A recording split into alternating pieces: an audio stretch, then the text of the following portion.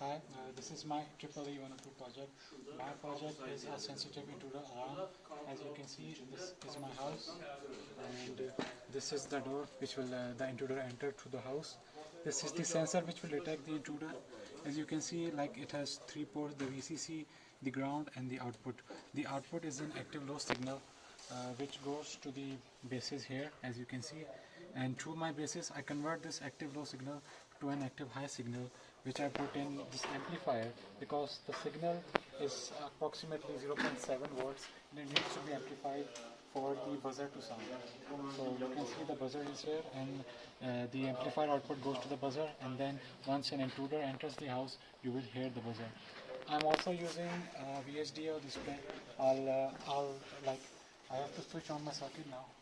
My circuit is switched on, so you can see that there is no intruder right now. As you can see on the screen, there is no intruder, and the buzzer is not ringing, so you can see there is no intruder. So this is my intruder, and here he enters the house, and you see my buzzer makes a noise, and it will wake up the people who are sleeping or who want to catch the intruder.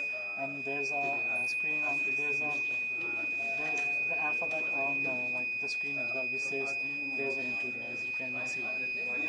So to reset this, I press this button, and now my whole circuit is reset now.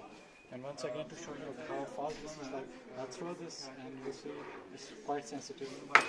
So I went through, and you can see it detected my intruder, and there's a buzzer noise, and you can see. So as you can see, and here is my VGA code. So I've written some. This is some of the code that I've written, and this is how I've used VGA. I've used vertical position counter, the horizontal synchronizer, and the vertical synchronizer, because I have to synchronize the vertical and horizontal signal for the signal to appear on my VGA screen. So that's basically my EEE 102 project. Thank you.